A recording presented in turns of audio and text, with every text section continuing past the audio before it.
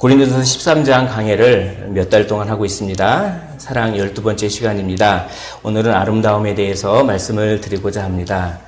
아름다움, 이거는 너무나 중요해서 이것을 잘 들으시면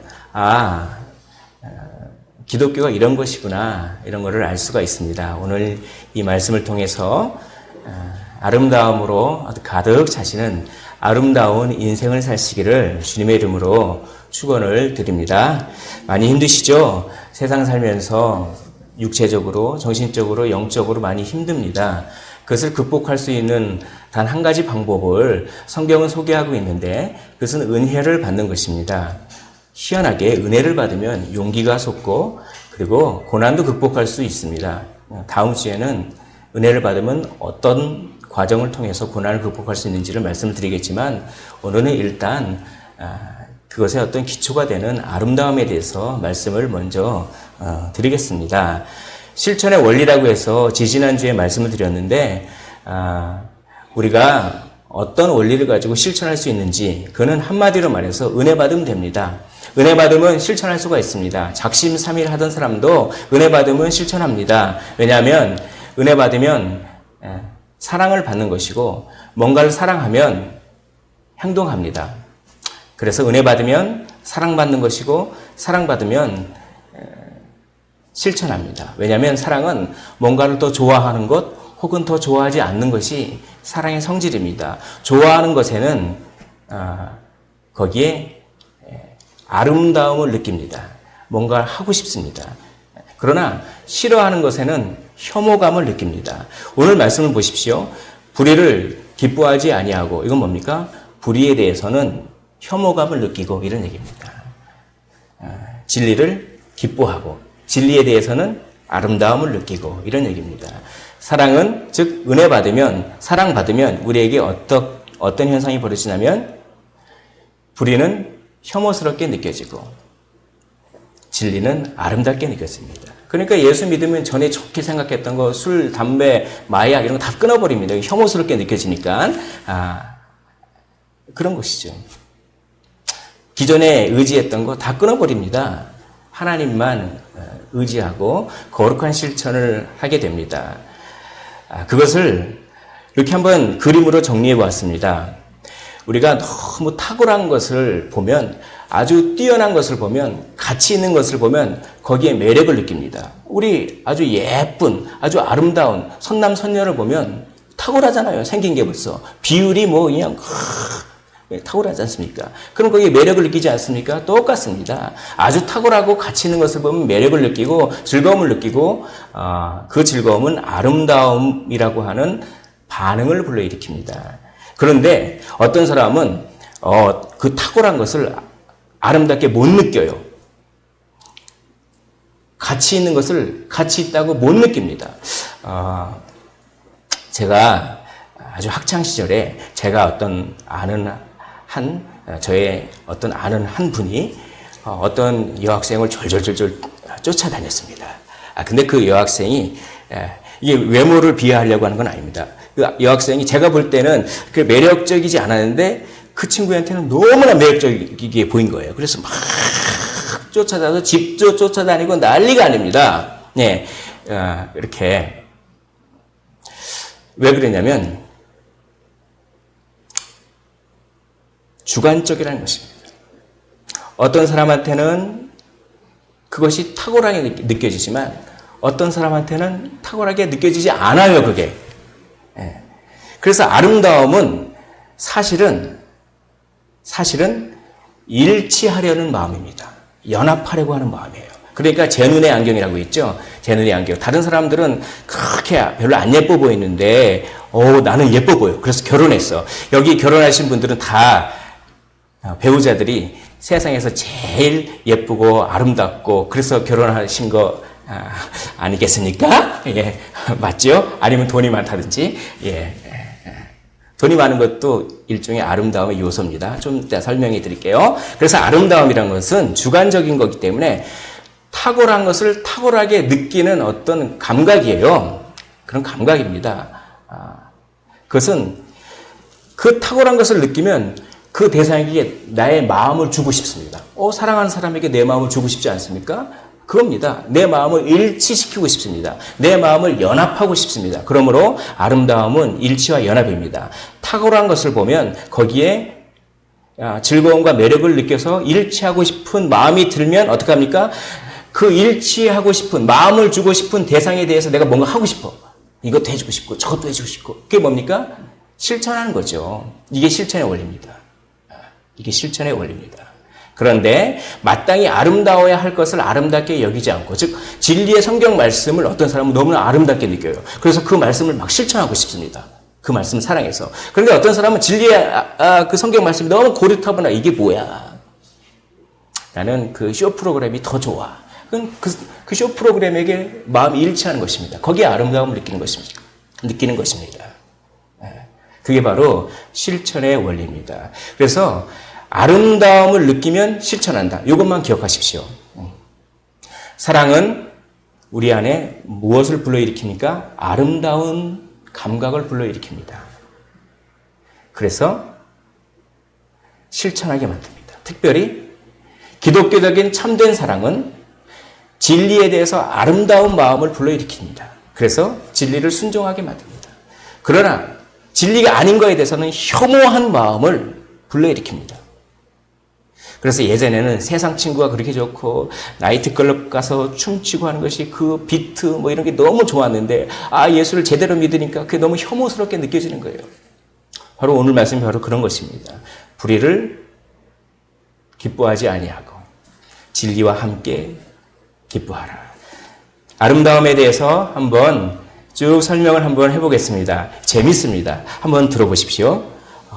아름다움은 너무 사랑스러운 것입니다. 우리에게 기쁨을 주는 것입니다. 그러니까 아이고 내가 참 이거 행동이 막 그래도 예뻐서 용서한다. 이런 얘기 있지 않습니까? 왜냐하면 아름다움을 경험했기 때문에 그게 우리에게 즐거움을 줍니다. 어떤 형태, 어떤 모양이나 어떤 자질, 어떤 성격이 너무 탁월한 사람이 있어요. 그래서 거기에 매력을 느낍니다. 어떤 형태나 어떤 자질이 사랑스럽고 기쁘고 즐거울 때 그것을 아름답다고 합니다. 왜? 우리의 마음의 구조가 그렇습니다. 우리의 마음의 구조는 우리에게 어떤 아름다운 것이 딱 주어지면 즉시 그것을 유쾌하게 느껴지는 것입니다. 그게 우리의 마음의 구조예요. 어쩔 수가 없는 것입니다.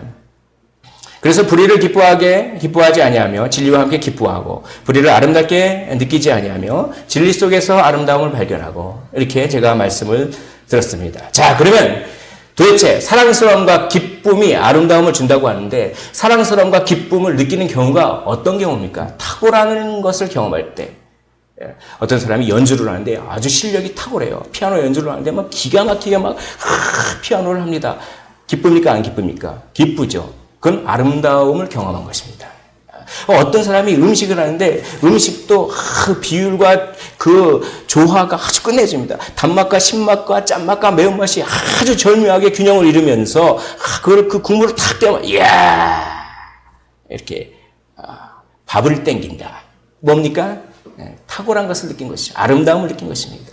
또 마음이 맞을 때 참 정말 한국 사람들은 어색한 걸 그렇게 싫어합니다. 그래가지고 처음 만난 사람을 방 안에 딱 둘이만 있게 해보십시오. 어색해가지고 어떻게. 가장 즐거운 것 중에 하나가 나하고 마음이 맞는 사람하고 있을 때 얼마나 즐겁습니까? 내가 하면 저기서 해주고 내가 하면 알아서 해주고 마음이 탁탁탁 맞는 것입니다. 마음이. 절친이라고 그러죠. 그 절친과 함께 있으면 그냥 수다를 떨면서도 밤새 수다를 떨면서도 시간 가는 줄 몰라요. 여자만 그런 줄 알았습니까? 남자는 더 합니다. 보니까 남자들도 절친들이 만나면 그냥 우르르 쾅쾅 하면서 밤새서 얘기하더라도 시간 가는 줄 모르게 그렇게 떠들더라고요. 왜입니까? 마음이 맞아서. 뭡니까? 아름다움을 경험해서 그렇습니다. 관계의 탁월함을 경험해서 그렇습니다. 아름다움에 대해서 좀 이해를 하시겠습니까? 이것이 중요합니다. 자연 얼마나 아름답습니까? 이 우리나라 지도를 닮은 자연이라고 하는데 여기 얼마나 이 비례가 조화와 어떤 규칙성과 이런 게 있습니까? 이런 걸 보면서 참 아름답게 느껴지는 것입니다. 아름다움은 비율. 그래서 비율을 보지 않습니까? 미스 코리아 뽑을 때 34, 28, 56 이런 식으로 막 비율을 막 하는 거예요. 뭡니까? 아름다움이죠. 이런 자연의 아름다움. 또 여기 보십시오. 이 소년이 13살이라고 합니다. 13살인데 파리의 명문 아주 천재만 가는 그 음악학원에 13살짜리가 합격했습니다. 근데 거기는 입학이 18살부터 된대요. 그래서 고민하고 있습니다. 18살 이상 돼야지 입학될 수 있는 데를 13살이 엄청나게, 근데 어떻게 연습하는 줄 아십니까? 피아노 건반을 헝겊으로 싹 가리고 그냥 감각으로 치는 것입니다. 이 탁월한 실력을 보면 아름답게 느껴지죠. 그런데 이 소녀는 한쪽 눈이 안 보입니다. 실명했습니다. 선천성 백내장입니다. 그래서 한쪽 눈이 아예 안 보여요. 그리고 다른 볼 수 있는 눈은 시력이 0.5 정도밖에 안 됩니다. 그래서 건반이 딱 한 옥타브 요 정도밖에 안 보입니다. 그러니까 그런데도 저렇게 엄청난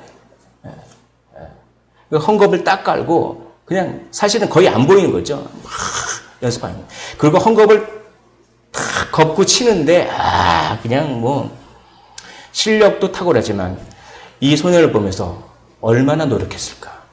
저 어린 것이, 한쪽 눈도 안 보이는 것이, 또 한쪽 눈, 보이는 눈도 시력이 0.5밖에 안 되는 저것이, 저 어린 것이 얼마나 연습했길래 저렇게 했을까. 뭡니까?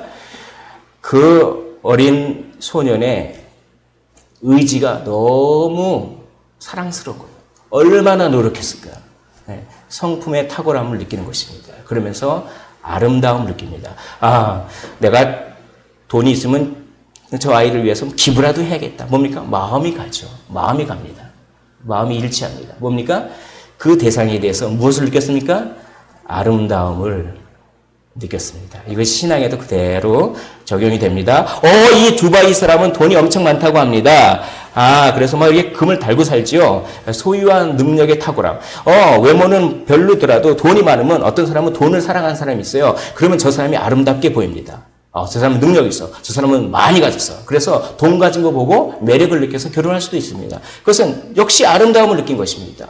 어떤 아름다움이요? 소유의 아름다움, 소유의 탁월함을 느낀 것입니다. 여기 보십시오. My Best Friend라고 하는 영화입니다. 여기 보면 통한다. 통해요. 하면 하고 마음이 맞아요. 연합이 됩니다.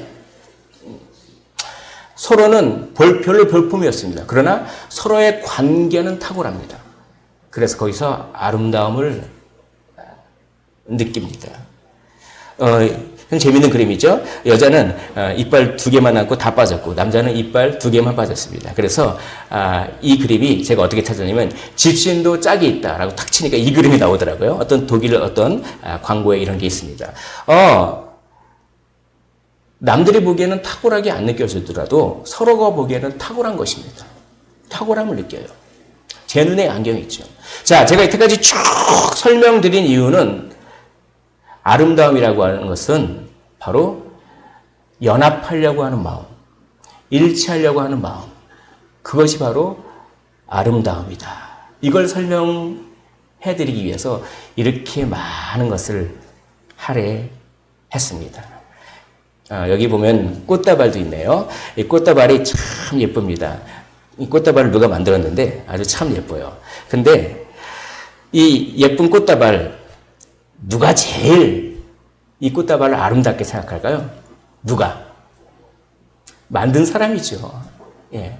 이 객관적으로 아름답지만 만든 사람은 더 마음이 연합이 되는 것입니다. 그렇지. 내가 이 꽃다발을 만들 때 저하고 같이 사는 사람이 처음 만든 거랍니다, 이게. 얼마나 자랑을 하든지,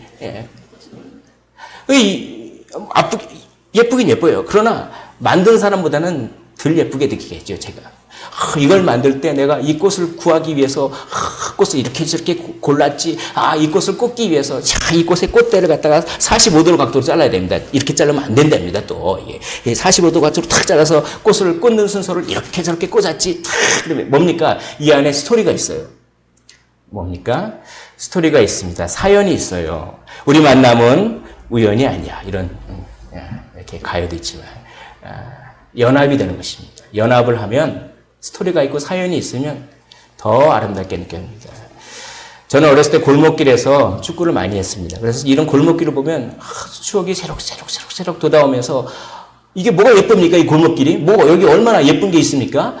근데 아름답게 느껴져요. 이게 아름답게 느껴집니다. 여기 사연이 있으니까. 그렇지. 내가 꼬마 때 축구 차고 막 그러면서 여기에 유리창을 깨트렸는데 누가 막 아줌마가 나오는 걸 내가 그냥 도망가 버렸지. 뭐 이런 사연들이 있으면서.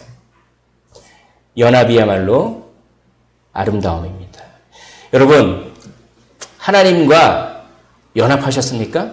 이 얘기는 하나님이 아름답게 느껴지십니까? 이 얘기는 하나님과 어떤 사연이 있으십니까?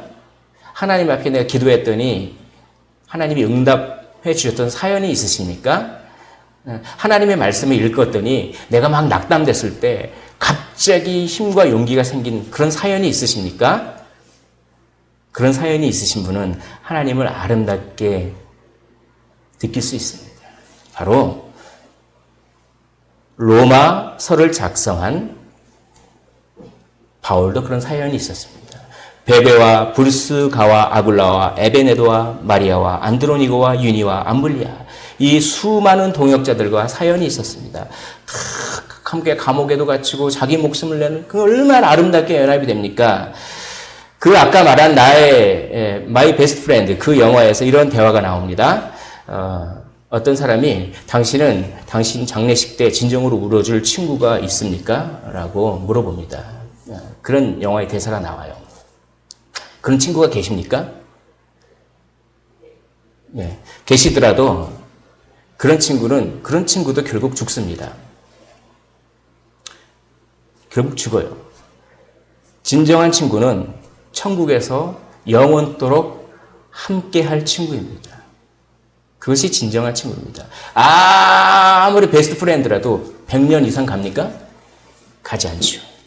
그러나 진정한 친구는 천국에서 영원히 같이 동고동락하고 같이 웃어줄, 왜냐하면 천국에는 울음이 없으니까 그런 친구입니다. 그러므로 교회 가족이야말로 가장 베스트 프렌드. 우리 예수님이야말로 가장 베스트 프렌드. 왜냐하면 안 죽으니까. 우리는 안 죽으니까. 영원히 함께 다독여줄 거니까. 그것이 아름다움입니다. 아름다움이에요. 동의와 일치와 연합과 어울림입니다. 자연적 일치와 마음의 일치 두 가지가 있습니다. 아름다움의 종류가 있습니다. 본성적인 일치가 있습니다. 사적인 영역에서 그런 일치를 보는 자연적 아름다움이 있습니다. 이것은 열등한 아름다움입니다. 이것을 한번 설명을 해보겠습니다. 모성애. 엄마가 자녀를 그렇게 사랑하는 거예요. 아주 숭고해 보입니다. 그러나 그것은 열등한 아름다움입니다. 왜냐하면 그 엄마가 자녀를 사랑하기 때문에 그 이유 때문에 다른 사람을 미워할 수도 있기 때문에 그렇습니다. 애국심, 애국심, 열등한 아름다움입니다. 우리나라는 자기 나라는 좋아하지만 자기 나라를 좋아하는 것 때문에 다른 나라를 미워할 수 있기 때문에 그렇습니다. 그러니까 결국은 부모가 자녀를 사랑하는 것은 자기 사랑입니다. 자기 사랑이에요. 내가 어떤 특정한 모양과 패턴을 좋아한다. 무늬를 좋아한다. 특정한 나는 산을 좋아한다. 나는 바다를 좋아한다. 이거 다 자기 사랑입니다. 자기 취향입니다. 아름다움이긴 하지만 열등한 아름다움입니다. 그리고 하나님께서는 우리의 그 질서를 유지해서 우리에게 양심이라고 하는 것을 주셨습니다. 본성적 양심이라고 하는 것을 주셨습니다. 그리고 우리에게 어떤 감각을 주셨는데 상과 벌에 대한 감각을 주셨습니다. 그래서 이걸 하면 상을 받을 짓이야. 이걸 하면 벌을 받을 짓이야. 그걸 누가 안 가르쳐줘도 본능적으로 압니다. 여기에서 뭐가 나옵니까? 사회 정의, 사회 질서, 도덕 이런 게 다 여기서 나옵니다. 그러니까 도덕을 잘 지키고 사회법을 저 사람은 법 없이도 살 사람이야. 법을 잘 지키고 그런 것들은 다 열등한 아름다움입니다. 본성에서부터 나오는 것이기 때문에 그렇습니다. 2차 대전 때 영국의 크리스찬들은 이렇게 기도했습니다. 주님, 영국이 이기게 해 주시옵소서. 엄청나게 기도했습니다. 그러나 독일의 크리스찬들은 이렇게 했습니다. 주님, 독일이 이기게 해 주십시오. 이 유명한 일화가 있습니다. 유명한 예화가 있습니다. 주님은 누구를 과연 이기게 해줘야 합니까? 열등한 아름다움은 아주 제한된 영역에서 사랑하는 것입니다. 제한됩니다. 그러나 보십시오. 온 우주를 다 포괄하고 있고 온 우주 만물을 다 포괄하고 있고 그런 존재가 있다고 생각해 봅시다. 그런 존재와 일치를 하는 것입니다. 마음이 연합하고 일치하고 그런 존재에 탁월하게 느끼면 어떻게 됩니까? 나의 사랑의 폭이 온 우주적이 되죠. 그것은 열등하지 않은 아주 탁월하고 근원적인 사랑, 근원적인 아름다움을 하는 것입니다. 온 우주를 다 포괄하고 있는, 온 우주 만물을 다 포괄하고 포함하고 있는 분이 누굽니까? 하나님입니다. 그러므로 하나님을 사랑하고 하나님과 연합되고 일치할 때는 온 우주를 전부 포괄할 수 있는 아름다움을 느끼는 것입니다. 그것은 근원적인 아름다움입니다. 그러므로 착한 일을 한다고 해서 구원받는 거 아닙니다. 도덕적으로 산다고 해서 구원받는 거 아닙니다. 그것은 열등한 아름다움에 지나지 않습니다. 아주 좁은 영역. 자기 본성의 상과 벌의 감각에 그저 충실한 것, 자기 본성의 양심에 그저 충실한 것, 자기 사랑과 자기 취향에 그저 충실한 것. 그러나 하나님을 사랑하고 하나님과 연합하고 하나님의 아름다움을 느끼는 것이야말로 구원을 받습니다. 그것은 전 우주를 다 포괄하는 것이기 때문에 그렇습니다. 그래서 도덕적으로 매우 뛰어난 사람도 열등한 아름다움에 지나지 않기 때문에 착한 일을 한다고 해서 구원받는 것은 아닙니다. 포괄적인 사랑이 있어야 하죠. 마음의 일치는 본성을 뛰어넘어 포괄적 영역에서 제가 말씀드렸죠. 보편적인 존재라고 하는 그런 하나님과 연합하는 것입니다. 보편 존재에 대한 일치, 좀 어렵죠? 일치, 마음이 가는 것입니다. 일치가 아름다움이라고 했지 않습니까? 연합이 아름다운 것이라고 했지 않습니까?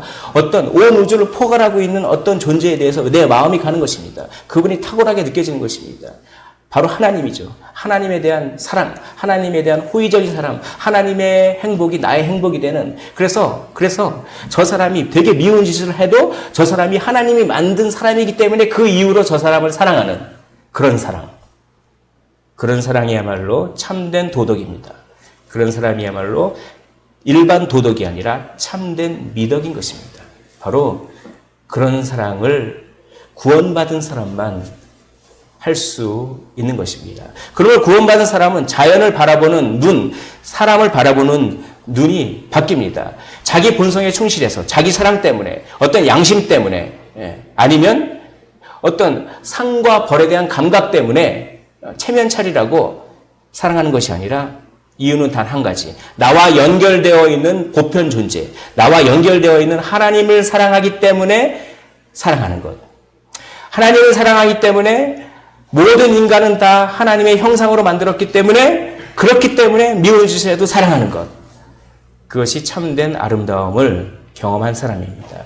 자연을 바라보는 눈이 변합니다. 보십시오. 산을 탁 보면 저 산이 말이야 너무나 아름답고 산이 높고 모양도 아주 그냥 절묘하고 거기에 구름이 탁 꼈는데 아주 그 비례와 균형과 이런 것들이 느껴지면서 이건 뭡니까? 열등한 아름다움이죠. 단지 자기 취향, 자기 사랑.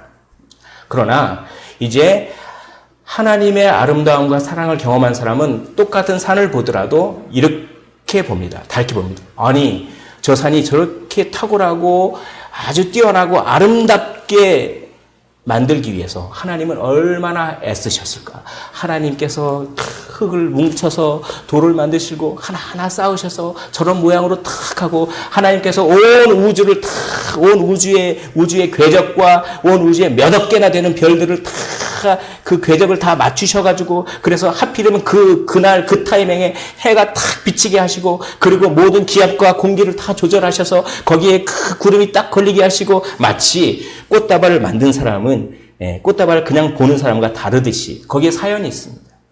하나님이 만드신 그 사연을 느끼는 것입니다. 들에 핀 아주 무명의 들풀 하나도 거기 아름다움을 느껴요. 하나님이 그 씨를 해서 거기에 탁 해서 키우셨구나. 그렇게 자연을 바라보는 눈과 사람을 바라보는 눈이 바뀝니다. 그리고 애국심이 있어도 애국심 자체는 좋지만 애국심 때문에 다른 나라를 미워하지는 않습니다. 진정한 아름다움을 느낀 사람은 바로 이런 진정한 아름다움을 영적인 아름다움이라고 합니다. 왜냐하면 이것은 영적인 것이기 때문에 은혜를 받아야 이런 아름다움에 감각이 생기기 때문에 그렇습니다. 은혜를 받아야 참된 영적 아름다움을 추구하시기를 원합니다. 이 감각은 아무에게나 주어지지 않습니다. 우리 고린도전서 2장 14절에 이렇게 말씀합니다. 육에 속한 사람은 하나님의 성령의 일들을 받지 아니하나니 이는 그것들이 그에게는 어리석게 보이며 또 그는 그것들을 알 수도 없나니 그러한 일은 영적으로 분별되기 때문이라. 그러한 일들은 영적으로 분별되는 것입니다. 어떻게 사형수를 믿으라고 합니까? 어떻게 사형수를 우리의 구원자로 믿습니까? 얼마나 미련한 것입니까? 그러나 그 십자가의 도가 세상 사람들이 보기에는 미련한 것입니다. 거기에 아무런 아름다움이 느껴지지 않습니다. 그러나 믿는 자에게는 구원을 주시는 하나님의 능력이 됨이라. 믿는 자는, 은혜 받은 자는 아름다움의 참된 감각을 영적인 일은 영적으로 분별되기 때문에 그 십자가의 가치를 압니다. 십자가 자체는 너무나도 비참한 것이지만 그 십자가가 가져올 효과는 너무나도 휘황찬란하고 아름답습니다. 그걸 바라보는 눈이 생기는 것입니다. 그것을 한번 불안하지 않습니까? 우리 인간은 다 불안합니다. 한번 생각을 해보십시오. 불안이 없는 곳에서 살고 싶다. 불안이 없는 곳을 한번 상상을 해보십시오. 그리고 두려움이 없는 것을 상상해 보십시오. 그리고 우울함이 없는 것을 상상해 보십시오. 가만히 있지 않습니까? 그러면 희한하게도 우울한 생각이 먼저 들어요. 기쁜 생각이 먼저 드는 것이 아닙니다. 모든 사람은 그래요. 죄성이 있으니까. 우울한 곳이 없었으면 좋겠다. 우리 육체는 왜 피곤합니까? 도대체 이 육체가 왜 피곤합니까? 늘 건강했으면 좋겠다. 늘 건강한 어떤 곳이 있었으면 좋겠다. 우리는 왜 죽습니까? 왜 안 걸립니까? 왜 그렇습니까? 그런 것이 없이 건강하게 오래 살 수 있는 곳이 있었으면 좋겠다. 얼마나 탁월하고 얼마나 아름다운 곳이고 얼마나 아름답냐. 우리는 두려움이 없는 곳, 불안이 없는 곳, 염려, 걱정이 없는 곳, 늙지 않는 곳, 아프지 않는 곳, 그런 곳이 있으면 좋겠다. 얼마나 탁월할까. 그리고 죽지 않는 곳, 그런 곳이 있었으면 좋겠다. 얼마나 탁월할까. 얼마나 아름다울까. 그곳에서 살고 싶다. 있습니다. 천국입니다. 있습니다. 그런 것이. 우리가 늙는다고 해서 늙는다는 게 당연하게 생각하는데 죄 때문에 그러지 원래 우리는 늙지 않게 창조됐습니다. 우리가 불안하다고 해서 불안을 느낀다고 해서 불안 느끼는 것이 당연하다고 생각하지 마십시오. 원래는 우리가 불안을 안 느끼는, 우리가 우울하다고 해서 우울한 것이 당연하다고 생각하지 마십시오. 원래는 우울하게 창조된 존재가 아닙니다. 죄 때문에 그렇죠. 죄가 없어지는 순간 정말로 우리는 탁월하고 아름다운 존재가 될 것입니다. 증거를 보여주십시오. 그런 것이 도대체 어디 있습니까? 증거를 보여주십시오. 그렇게 말하면 증거는 바로 저기 있습니다. 십자가입니다. 십자가에서 우리의 모든 불안과 낙담과 우울과 몸의 늙음과 이런 것들, 정신적인 어려움과 영적인 어려움과 그 모든 것들을 예수님께서, 어떤 한 분께서 다 짊어지시고 죽으셨습니다. 그리고 나서 다시 살아나셨습니다. 그것을 믿습니까? 바울이 고린도전서를 쓸 때, 부활장을 쓸 때 부활을 직접 눈으로 본 사람이 500명 이상 살고 있었습니다. 500명 이상 살고 있었습니다. 그것이 거짓말이었으면 성경이 남아있을까요? 에이, 저거 헛소문이야. 뭐 헛소문이야. 성경이 2000년 이상 남아있을까요? 남아있지 않을 겁니다. 그게 진짜였기 때문에 성경이 계속 남아있는 것입니다. 아니, 어떻게 죽은 사람이 살아나? 어떻게 죽은 사람이 살아나? 라고 하면서 그것이 거짓이었으면 저거 또 거짓말이다. 또 그러면서 성경이 없어졌을 것입니다. 그러나 성경이 남아있습니다. 할렐루야. 이건 놀라운 사실입니다. 그건 뭡니까? 진짜 살아난 거예요. 진짜 살아났습니다. 우리 주 예수 그리스도께서 십자가에 못이 탁 박히고 거기에 피가 탁 피와 물과 피를 탁 흘리고 얼마나 육체가 그렇게 아팠습니까? 그것은 무엇을 상징합니까? 만약에 예수님이 그렇게 하지 않았으면 우리가 그렇게 해야 된다라는 것을 상징합니다. 그것은 또 이렇게도 적용할 수 있습니다. 만약에 예수님을 믿지 않으면 우리가 죽은 후에 그렇게 될 것이다. 그것을 상징하고 있습니다. 그런데 예수님께서 우리 대신 아픔을 다 당해주신 거예요.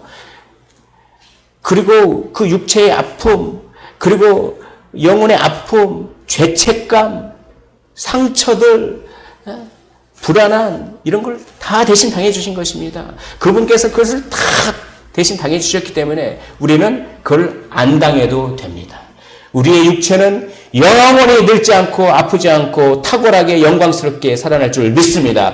우리의 영혼은 늘 평안하고 아무런 죄책감이 없이 늘 자유롭고 늘 우울함 없이 늘 기쁨으로 늘 탁월하게 살아날 줄 믿습니다. 증거를 대보십시오. 부활하셨지 않습니까?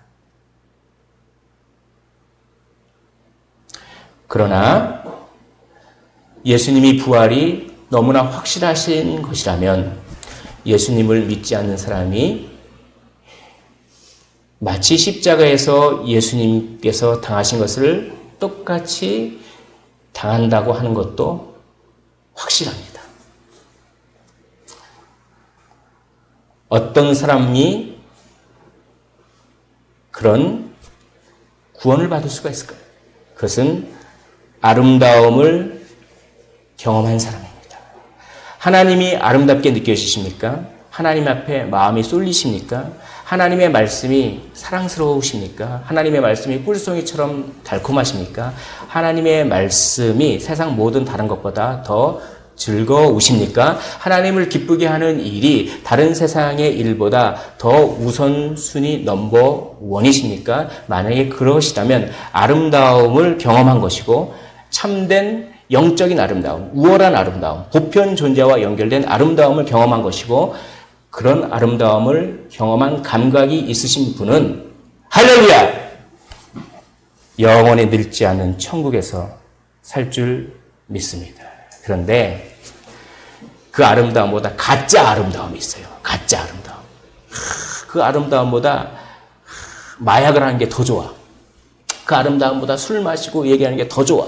그 아름다움보다 또 돈 모은 게 그렇게 더 좋아. 그 아름다움보다 나 자신의 명예를 위한 착한 일 해가지고 상 받는 게 그게 더 좋아. 그 아름다움보다 열심히 취미생활하고 어디 놀러 가는 게 더 좋아. 그러면 참된 아름다움의 감각이 있는지 의심해 봐야 되는 것입니다. 이것이 가장 중요합니다. 사랑하는 성도 여러분, 참된 아름다움의 그 경험을 하시기를 원합니다.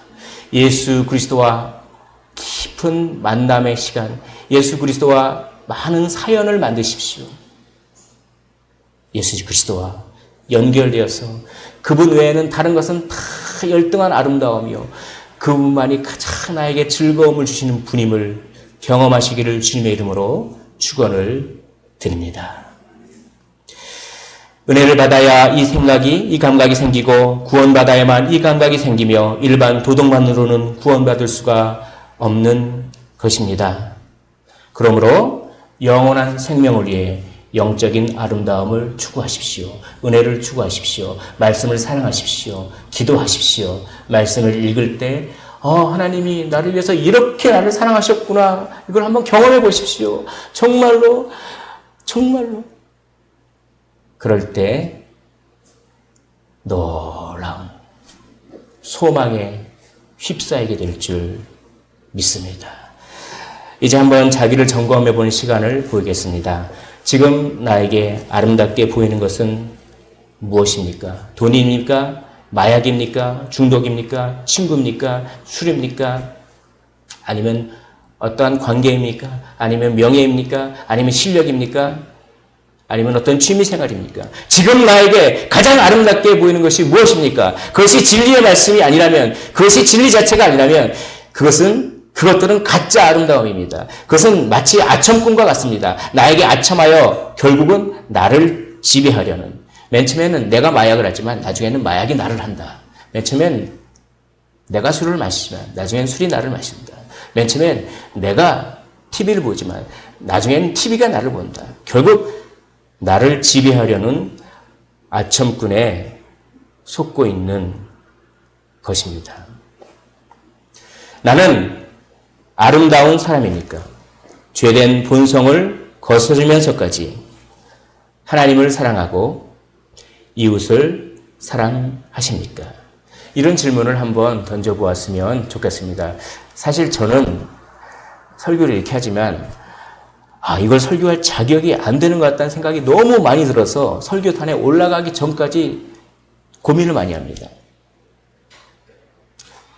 숨겨놓은 죄가 너무나 많습니다.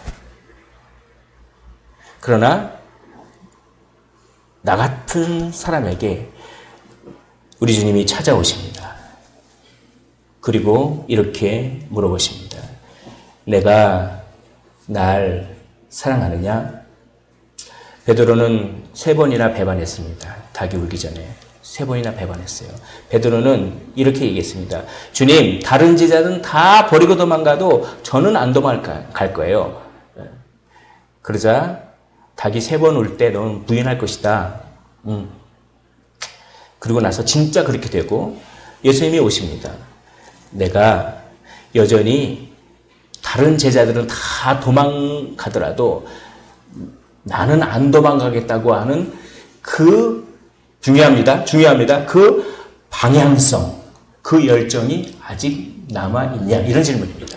내가 완벽하게 날 사랑하느냐? 이런 질문이 아닙니다. 그런 질문이면 베드로도 완벽하지 않죠. 베드로는 이 질문에 예스라고 대답해 놓고서 나중에 또 실수하지 않습니까? 나중에 또 할례주의자가 오니까 살짝 이방인들과 밥 먹다가 살짝 피하지 않습니까? 그래가지고 나중에 또 자기 한참 후배인 바울에게 책망받고 나중에 또 실수해요. 여기에 대답을 하더라도 중요한 것은 무엇입니까? 내가 그랬지. 네가 그렇게 네 입술로 그렇게 대답을 했지. 다른 제자들은 다 도망갈지라도 나는 도망가지 않겠다.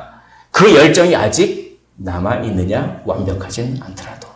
너는 너의 죄된 본성을 거스르면서까지 나를 사랑할 정도로 나를 가장 아름답게 나와 연결이 되어 있느냐라고 베드로에게 질문한 질문을 제가 우리 모두에게 소개를 해드립니다. 어떠십니까? 제가 바라옵기는 우리 모든 성도님들은 베드로와 똑같은 대답을 할 것입니다. 주님, 제가 주님을 사랑하시는지를 주님이 아시잖아요. 저는 많이 부족해도 사랑은 계속 할 겁니다. 이렇게 고백할 줄 믿습니다. 아름다운 삶에게 사명을 맡기십니다. 내 양을 치라. 그리고 사명을 맡기신 자를 끝까지 책임지십니다. 내가 세상 끝날까지 너희와 항상 함께 있을 것이다. 속이는 아름다움에 빠지지 마십시오. 그리고 참된 아름다움을 기뻐하십시오. 참된 은혜와 참된 사랑을 추구하시기를 소망합니다. 사랑은 죄된 본성을 거스르는 본성을 뛰어넘는 것입니다. 아름다움입니다. 죄된 본성을 거스를 때 오히려 기뻐합니다.